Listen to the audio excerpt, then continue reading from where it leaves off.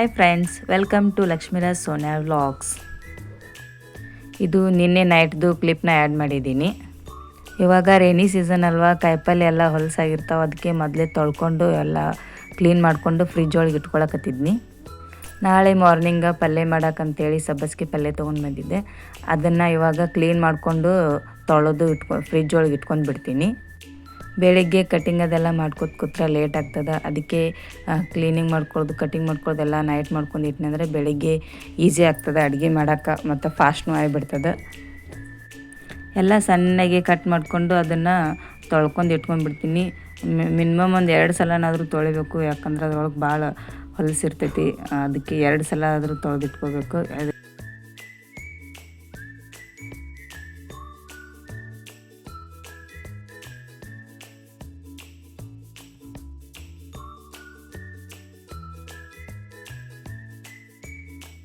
ನೋಡಿರಿ ಎಷ್ಟು ಮಂದಿ ಬಂದದ, ಅದಕ್ಕೆ 2 ಸಲ ತೊಳ್ಕೊಂಡೆ. ಇವಾಗ ಕಾಯಿಪಲ್ಯ ಎಲ್ಲ ಒರೆಸ್ಕೊಂಡು ತೊಳೆದಿಟ್ಟು ಫ್ರಿಜ್ನಾಗ ಇಟ್ಕೊಂಡಿದ್ದೀನಿ. ಇಲ್ಲಿ ಹುರುಳಿಕಾಳನ್ನ ಬಿಸಿ ನೀರೊಳಗೆ ನೆನೆಯಾಕೆ ಇಡಾಕತ್ತೀನಿ. ರಾತ್ರಿ ನೆನೆಯಾಕೆ ಇಡೋದ್ರಿಂದ ಬೆಳಗ್ಗೆನೇ ಸ್ವಲ್ಪ ನೆಂದಿರ್ತಾವೆ, ಜಲ್ದಿನೇ ಒಂದು 2 ಕುಕ್ಕರ್ನ ಹಾಕಿ 2 ಸಿಟಿ ಹೊಡ್ಸೋದ್ರೊಳಗೆ ಮೆತ್ಕಾಗ್ಬಿಡ್ತಾವೆ. ಅದಕ್ಕೆ ಇವಾಗೇ ಸ್ವಲ್ಪ ನೆನೆ ಹಾಕಿ ಇಡಾಕತ್ತೀನಿ. ಸೊ ಇಷ್ಟು ಕೆಲಸ ನೈಟ್ ಮಾಡ್ಕೊಂಡ್ಬಿಟ್ನಂದರೆ ಬೆಳಗ್ಗೆ ಎದ್ದ ತಕ್ಷಣ ನಾನು ಕೆಲಸ ಫಾಸ್ಟ್ ಮಾಡ್ಕೊಳಕ್ಕೆ ಚಲೋ ಆಗ್ತೈತಿ. ಇದು ನೆಕ್ಸ್ಟ್ ಡೇ ಮಾರ್ನಿಂಗ್ ಕಂಟಿನ್ಯೂ ಮಾಡಾಕತ್ತೀನಿ ರೀ. ಹಿಂಗೆ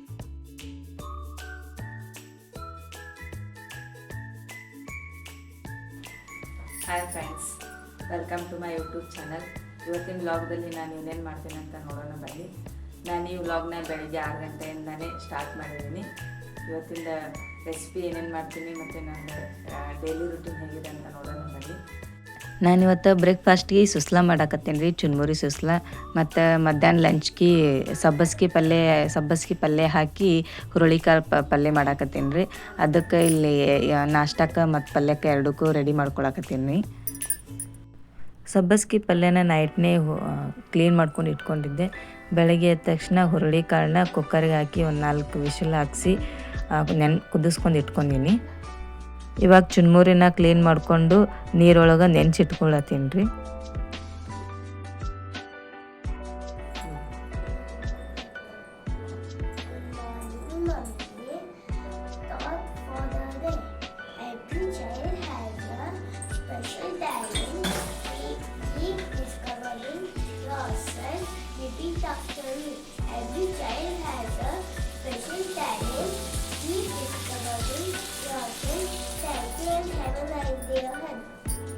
ಗುಡ್ ಮಾರ್ನಿಂಗ್. ಅವಳಿಗೆ ಈ ಸ್ಕೂಲ್ ಒಳಗೆ ಥಾಟ್ನ ಪ್ರಾಕ್ಟೀಸ್ ಮಾಡೋಕೆ ಹೇಳಿದ್ದಾರೆ. ಅದಕ್ಕೆ ಒಂದ್ಸಲ ಬೆಳಗ್ಗೆ ಎದ್ದ ತಕ್ಷಣ ಬಂದು ನನ್ನ ಮುಂದೆ ಪ್ರಾಕ್ಟೀಸ್ ಮಾಡಿದ್ದಳ್ರಿ. ಇವಾಗ ಚುನ್ಮುರಿ ಎಲ್ಲ ನೆಂದಿದ್ದಾವ್ರಿ. ಇವಾಗ ಅದನ್ನೆಲ್ಲ ತಗೊಳಕತ್ತೀನಿ. ಇವಾಗ ಚುನ್ಮುರಿ ಒಗ್ಗರಣೆ ಕೊಡಾಕತ್ತೀನಿ ರೀ. ಮೊದಲು ಸ್ವಲ್ಪ ಎಣ್ಣೆ ಹಾಕ್ಕೋಬೇಕು.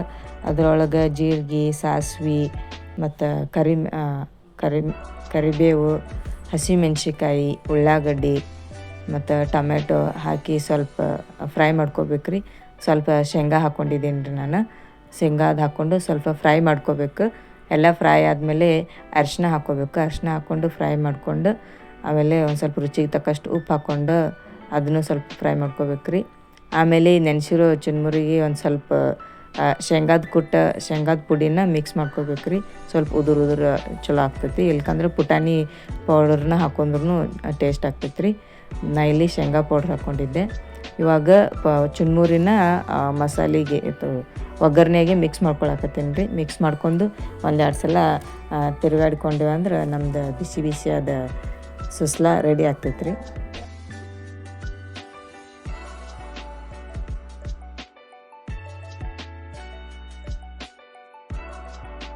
ನೆಕ್ಸ್ಟ್ ನಾನಿಲ್ಲಿ ಸಬ್ಬಸ್ಗೆ ಹುರುಳಿಕಾಳು ಪಲ್ಯ ಮಾಡ್ಕೊಳಕತ್ತೀನಿ ರೀ.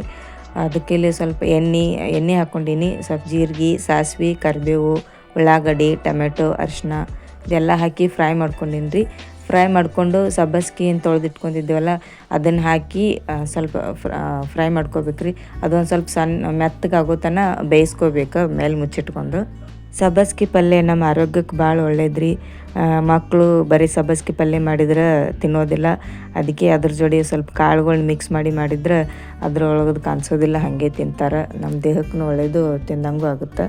ಇವಾಗ ನಾನು ಮ್ಯಾಲೆ ಒಂದು ಪ್ಲೇಟ್ ಮುಚ್ಚಿಟ್ಟು ಬೇಯಿಸ್ಕೊತೀನಿ. ಇವಾಗ ನೋಡಿರಿ ಪೂರ್ತಿ ಪಲ್ಯ ಬೇಯ್ದದ. ಇವಾಗ ಹುರುಳಿ ಕಾಳನ್ನ ನಾನು ಮಿಕ್ಸ್ ಮಾಡ್ಕೊತೀನಿ. ಮಿಕ್ಸ್ ಮಾಡಿಕೊಂಡು ಪಲ್ಯ ಮತ್ತು ಸಬ್ಬಸ್ಗೆ ಪಲ್ಯ ಮತ್ತು ಹುರುಳಿ ಕಾಳನ್ನ ಎರಡು ಮಿಕ್ಸ್ ಮಾಡಿಕೊಂಡು ಇವಾಗ ಒಂದು ಸ್ವಲ್ಪ ರುಚಿಗೆ ತಕ್ಕಷ್ಟು ಉಪ್ಪು ಹಾಕ್ಕೊತೀನಿ. ಮತ್ತು ಖಾರ ಮಸಾಲೆ ಖಾರ ಮನೆಯೊಳಗೆ ಮಾಡಿದ ಮಸಾಲೆ ಖಾರ ಹಾಕ್ಕೊಂಡೇನಿ ರೀ. ಹುರುಳಿ ಕಾಳು ಕುದಿಸಿದ್ದ ಕಟ್ಟಿ ನೀರೇನು ಉಳ್ದಿತ್ತಲ್ಲ ಅದನ್ನೇ ನಾನು ಈ ಪಲ್ಯಕ್ಕೆ ಹಾಕ್ಕೊಳಕತ್ತೀನಿ ರೀ. ನಾನು ರೊಟ್ಟಿ ಮಾಡ್ಕೊಳತ್ತೀನಿ. ಅದಕ್ಕೆ ಸ್ವಲ್ಪ ಪಲ್ಯನ ನೀರು ಸಾರ್ಗತ್ಲೆ ಸಾಂಬಾರ್ಗತ್ಲೆ ಮಾಡ್ಕೊಂಡೀನಿ. ನಾಷ್ಟಾ ಪಲ್ಯ ಮಾಡೋದ್ರೊಳಗೆ ಸ್ವಲ್ಪ ಬಾಂಡೆ ಆಗಿದ್ದು ಅದನ್ನೆಲ್ಲ ತೊಳ್ಕೊಂಡು ರೊಟ್ಟಿ ಮಾಡ್ಬೇಕಂತೇಳಿ ಇವೆಲ್ಲ ತೊಳ್ಕೊಂಡೆ. ಇವಾಗ ರೊಟ್ಟಿಗೆ ಹಿಟ್ಟು ಚಾನ್ಸ್ಕೊಳಕತ್ತೀನಿ. ಮತ್ತು ಆ ಕಡೆ ಸ್ವಲ್ಪ ನೀರನ್ನ ಬಿಸಿ ಮಾಡ್ಕೊಳಕಿಟ್ಟೀನಿ ರೊಟ್ಟಿಗೆ ಜಿಗಿ ಹಾಕ್ಕೊಳಕ್ಕೆ. ಇವಾಗ ನಾ ಹಿಟ್ಟು ನಾದ್ಕೋತೀನಿ ರೀ.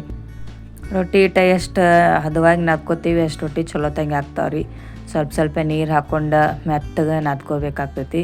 ಫಾಸ್ಟ್ ನಾದ್ಕೊಂಡ್ರೆ ಹಿಟ್ಟು ಅದು ಅಳಕದಾಯ್ತಂದ್ರೆ ರೊಟ್ಟಿ ಚಲೋ ತಂಗಿ ಬರೋದಿಲ್ಲ. ಸ್ಲೋ ತಂಗಿ ನಾದ್ಕೋಬೇಕು ಹಿಟ್ಟನ್ನ. ಮಿನಿಮಮ್ ನಾ ಏನಿಲ್ಲ ಒಂದು 5-10 ನಿಮಿಷ ಹಿಟ್ಟೆ ನಾದ್ಕೋತೀನಿ. ಇವಾಗ ರೊಟ್ಟಿ ಮಾಡ್ಕೊಳಕತ್ತೀನಿ ನೋಡ್ರಿ.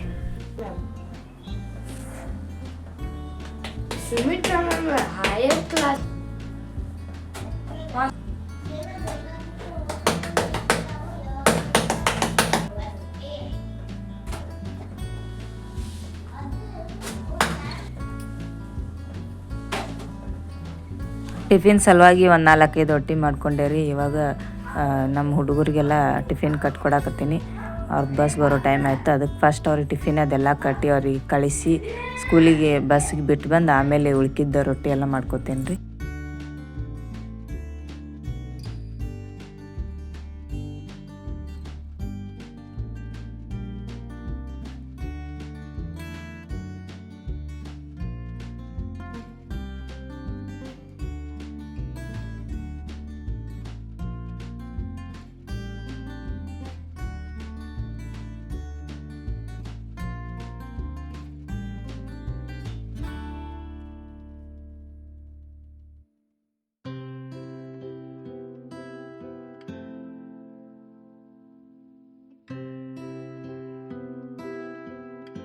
ಇವಾಗ ಎಲ್ಲರೂ ತಮ್ಮ ಕೆಲ್ಸಕ್ಕೆ ಹೋದ್ರಿ. ನಾನು ಇಲ್ಲಿ ನನ್ನ ಕೆಲ್ಸಕ್ಕೆ ಹತ್ಕೊಂಡೀನಿ. ಮೊದಲೆಲ್ಲ ರೊಟ್ಟಿ ಅದೆಲ್ಲ ಮಾಡ್ಕೊಂಡು ಮುಗಿಸಿ ಇವಾಗ ಕಿಚನ್ ಎಲ್ಲ ಕ್ಲೀನ್ ಮಾಡ್ಕೊಳಕತ್ತೀನಿ. ಫಸ್ಟಿಗೆಲ್ಲ ಕಿಚನ್ ಕ್ಲೀನ್ ಮಾಡಿಕೊಂಡು ಗ್ಯಾಸ್ ಕಟ್ಟಿ ಕೆಳಗೆಲ್ಲ ಕ್ಲೀನ್ ಮಾಡ್ಕೊಂಡು ಬಿಡ್ತೀನಿ ಇವಾಗಲೇ. ಮತ್ತು ಆಮೇಲೆ ಸ್ವಲ್ಪ ಬಾಂಡೆ ತೊಗೊಂಡೆ ಅಂದ್ರೆ ನಮ್ಮ ಗ್ಯಾಸ್ ಕಟ್ಟಿ ಎಲ್ಲ ಕ್ಲೀನ್ ಆಗಿಬಿಡ್ತೈತೆ ರೀ.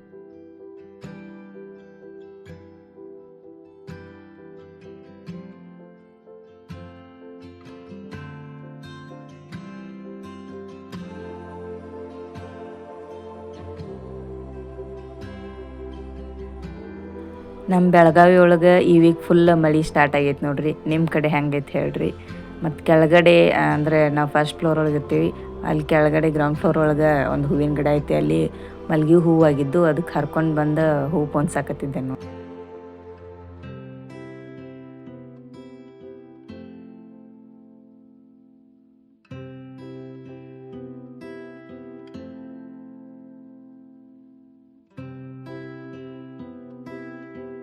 ದೇವ್ರ ಪೂಜೆ ಅದೆಲ್ಲ ಮಾಡ್ಕೊಂಡೆ ರೀ.